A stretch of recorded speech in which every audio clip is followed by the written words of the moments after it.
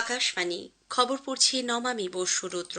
প্রথমে বিশেষ বিশেষ খবর। প্রধানমন্ত্রী নরেন্দ্র মোদী পশ্চিমবঙ্গের নাজিরাবাদে গুদামে অগ্নিকাণ্ডে শোক ব্যক্ত করেছেন। নিহতদের পরিবার পিছু 2 লক্ষ টাকা ও আহতদের 50,000 টাকা করে অর্থ সহায়তার ঘোষণা করেছেন তিনি। এই ঘটনায় এখনো পর্যন্ত 27 জনের দেহাংশ উদ্ধার হয়েছে, নিখোঁজ অনেকে।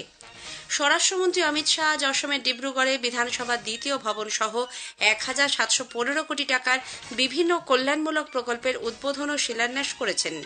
অসম সফর শেষে আজ রাতেই তিনি পশ্চিমবঙ্গ আসছেন।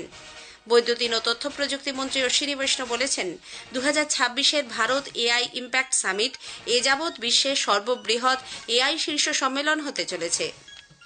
বাণিজ্য ও শিল্পমন্ত্রী পীযূষ গোয়েল বলেছেন, মুক্ত বাণিজ্য চুক্তি কার্যকর হলে ভারতকে ইউরোপীয় ইউনিয়নে রপ্তানির জন্য কোনো রকম কর দিতে হবে না।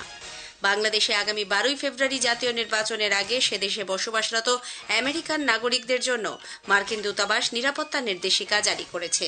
আসছে বিস্তারিত খবরে। প্রধানমন্ত্রী নরেন্দ্র মোদী পশ্চিমবঙ্গের দক্ষিণ 24 পরগনার নাজিরাবাদে গুদামে অগ্নিকাণ্ডে নিহত ও আহতদের পরিবারের জন্য অর্থ সহায়তা ঘোষণা করেছেন। এক্স হ্যান্ডেলে প্রধানমন্ত্রী শোক প্রকাশ করে বলেন, সাম্প্রতিক অগ্নিকাণ্ডের এই ঘটনা অত্যন্ত মর্মান্তিক এবং দুঃখজনক। নিহতদের পরিবারের প্রতি সমবেদনা জানানোর পাশাপাশি আহতদের দ্রুত আরোগ্য কামনা করেন তিনি।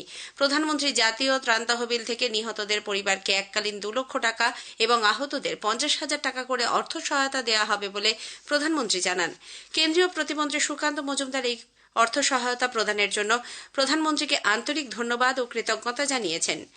উল্লেখ্য, গত রবিবার মধ্যরাতে একটি ডেকোরেটার্স ও একটি মোমো কোম্পানির গুদামে আগুন লাগে। এখনো পর্যন্ত ঘটনায় 27 জনের দেহাংশ উদ্ধার হয়েছে, নিখোঁজ এখনো অনেকেই। পশ্চিমবঙ্গের রাজ্যপাল সিবি আনন্দ বোস রাজ্যে বারবার অগ্নিকাণ্ডের কড়া সমালোচনা করেছেন। নাজিরাবাদের ভয়াবহ অগ্নিকাণ্ডের পর ঘটনাস্থল পরিদর্শন করে তিনি আজ বলেন, অগ্নিকাণ্ড কোনো দুর্ঘটনা নয়, এর পেছনে গাফিলতি রয়েছে। নির্বাচন কমিশন রাজ্যে এসআইআর প্রক্রিয়ার সময়সীমা মেনে কাজ শেষ করার জন্য জেলাগুলিকে কড়া নির্দেশ পাঠিয়েছে। পশ্চিমবঙ্গের সব জেলার নির্বাচনী আধিকারিকদের উদ্দেশ্যে পাঠানো এক নির্দেশিকায় জানানো হয়েছে, নির্দিষ্ট সময়ে নোটিশ জারি, শুনানি এবং নথি আপলোডের কাজ সম্পূর্ণ করতে হবে।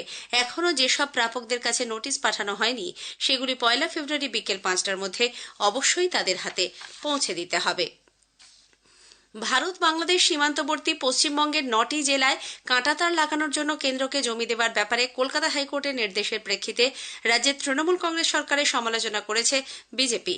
দলের মুখপাত্র সুধাংশু ত্রিবেদী বলেন, অনুপ্রবেশকারীদের ভোটকে কাজে লাগানোর জন্য তৃণমূল কংগ্রেস জাতীয় নিরাপত্তার সঙ্গে সমঝোতা করছে।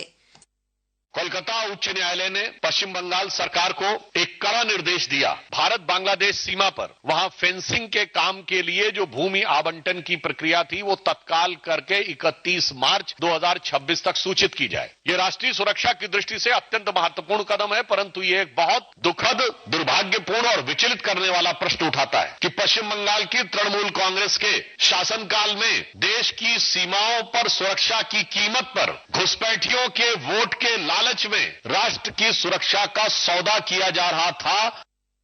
উল্লেখ্য, আগামীকালই পশ্চিমবঙ্গকে দেওয়া এই জমি হস্তান্তরের সময়সীমা শেষ হচ্ছে।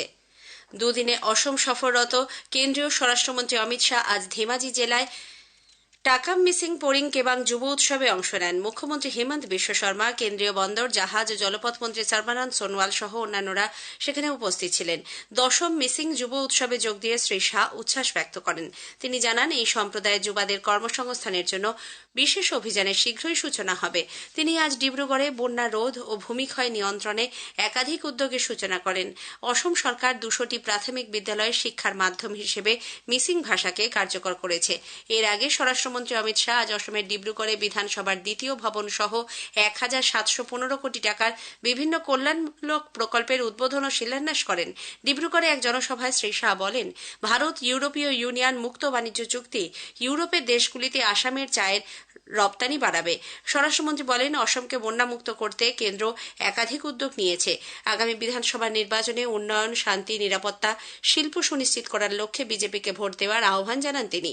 অনুপ্রবেশকে অস্ত্র করে তাদের ভোট ব্যাংক হিসেবে ব্যবহার করার জন্য কংগ্রেস সরকারের সমালোচনা করেছেন স্বরাষ্ট্রমন্ত্রী। দেশ জুড়ে আজ নানা অনুষ্ঠানের মধ্যে দিয়ে জাতির জনক মহাত্মা গান্ধীর ৭৮তম প্রয়াণ বার্ষিকীতে তাঁর স্মৃতি তর্পণ করা হচ্ছে। আজকের দিনটি শহীদ দিবস হিসেবেও পালন করা হচ্ছে। এই উপলক্ষে মূল অনুষ্ঠানটি হয় নতুন দিল্লির রাজঘাটে। সেখানে গান্ধী সমাধিতে সর্বধর্ম প্রার্থনার আয়োজন করা হয়। রাষ্ট্রপতি দ্রৌপদী মুর্মু, উপরাষ্ট্রপতি সিপি রাধাকৃষ্ণন, প্রধানমন্ত্রী নরেন্দ্র মোদী প্রমুখ সকালে রাজঘাটে গিয়ে মহাত্মা গান্ধীর স্মৃতিসৌধে পুষ্পস্তবক অর্পণ করেন। সরকারি অনুষ্ঠানের পাশাপাশি বিভিন্ন রাজনৈতিক সামাজিক সংগঠনের পক্ষ থেকে মহাত্মা গান্ধীর প্রয়াণ দিবস উপলক্ষে তাঁর প্রতি শ্রদ্ধা জানাতে নানা অনুষ্ঠান ও কর্মসূচির আয়োজন করা হয়। উপরাষ্ট্রপতি সিপি রাধাকৃষ্ণন এবং প্রধানমন্ত্রী নরেন্দ্র মোদী আজ সন্ধ্যায় গান্ধীর স্মৃতিতে এক প্রার্থনা সভায় যোগ দেন। উল্লেখ্য, জাতির জনক মহাত্মা গান্ধীকে ১৯৪৮ সালের আজকের দিনেই এই মন্দির অর্থাৎ তৎকালীন বিড়লা হাউসে হত্যা করা হয়।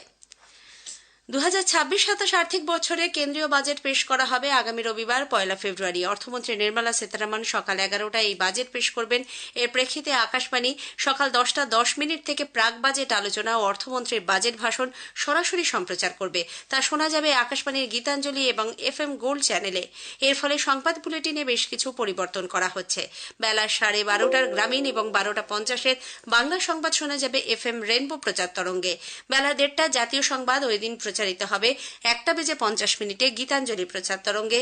তারপরেই দুপুর 2টায় শুনতে পাবেন 1:40 স্থানীয় সংবাদ। বিকেল 5:10 বাংলা সংবাদ এবং রাত্রি 8:10 খেলার খবর নির্ধারিত সময়েই শোনা যাবে, তবে তা FM রেনবো চ্যানেলে। সন্ধ্যে 7:50 স্থানীয় সংবাদ ওই দিন হবে 15 মিনিটের।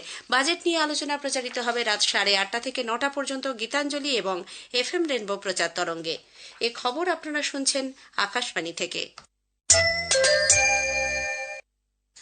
আমাদের সংবাদ শুনে যাবে ইউটিউব চ্যানেল আকাশবাণী সংবাদ বাংলা, ফেসবুক ও ইনস্টাগ্রাম আকাশবাণী সংবাদ কলকাতা এবং এক্স হ্যান্ডেল AIR নিউজ কলকাতাতে।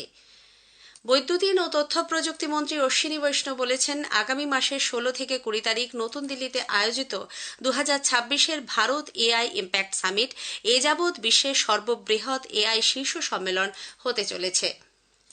নতুন দিল্লিতে আজ বিকেলে এক সাংবাদিক বৈঠকে শ্রী বৈষ্ণব বলেন, এই সম্মেলনে শতাধিক সিইও যোগ দেবেন। ভারতে যেভাবে AI পরিমণ্ডল গড়ে উঠেছে তা অত্যন্ত উৎসাহব্যঞ্জক বলে উল্লেখ করেন তিনি।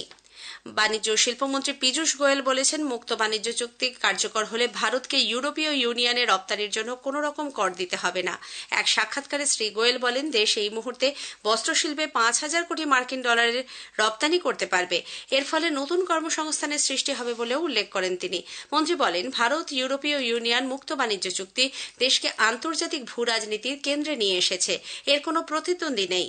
এদিকে প্রধানমন্ত্রী নরেন্দ্র মোদী বলেছেন, ভারত ইউরোপীয় ইউনিয়ন মুক্ত বাণিজ্য চুক্তি দেশকে উন্নত রাষ্ট্রে পরিণত করার দৃষ্টিভঙ্গির সঙ্গে সামঞ্জস্যপূর্ণ। সমাজ মাধ্যমে কেন্দ্রীয় বাণিজ্য শিল্পমন্ত্রী পীযূষ গোয়েলের একটি নিবন্ধ শেয়ার করে শ্রী মোদী বলেন, বাজারের বিস্তার, কর্মসংস্থানের সৃষ্টি এবং দেশের নিবিড় স্বার্থ সুরক্ষিত করতে সরকার এই রূপান্তরমূলক চুক্তিতে সম্মত হয়েছে। পুনের বারামতিতে বিমান দুর্ঘটনায় মহারাষ্ট্রের উপমুখ্যমন্ত্রী অজিত পাওয়ার সহ 5 জনের মৃত্যুর তদন্ত মহারাষ্ট্রের CIDর হাতে তুলে দেওয়া হয়েছে। গত বুধবার এই মর্মান্তিক দুর্ঘটনা ঘটে। গতকাল পূর্ণ রাষ্ট্রীয় মর্যাদায় শ্রী পাওয়ারের শেষকৃত্য অনুষ্ঠিত হয়। বিদেশমন্ত্রী ডক্টর এস জয়শঙ্কর আজ নতুন দিল্লিতে প্যালেস্তাইন, কমোরসের বিদেশমন্ত্রী এবং আরব লীগের মহাসচিবের সঙ্গে সাক্ষাৎ করেছেন। সামাজিক মাধ্যমে এই সাক্ষাতের কথা জানিয়েছেন ডক্টর জয়শঙ্কর। বাংলাদেশে আগামী 12 ফেব্রুয়ারি জাতীয় নির্বাচনের আগে সেদেশে মার্কিন দূতাবাস নিরাপত্তা নির্দেশিকা জারি করেছে। এক বিবৃতিতে দূতাবাস সতর্ক করে জানিয়েছে, নির্বাচনের সময় রাজনৈতিক হিংসা বা চরমপন্থীদের আক্রমণ বাড়তে পারে।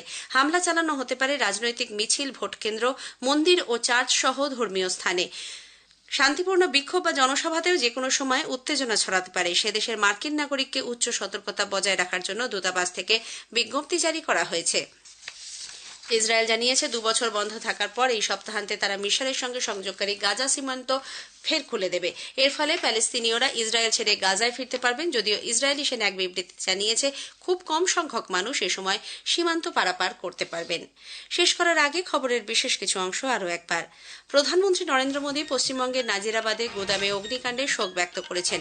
নিহতদের পরিবার পিছু 2 লক্ষ টাকা ও আহতদের 50,000 টাকা করে অর্থ সহায়তা ঘোষণা করেছেন তিনি। স্বরাষ্ট্রমন্ত্রী অমিত শাহ আজ অসম সফর শেষে রাতেই পশ্চিমবঙ্গ আসছেন।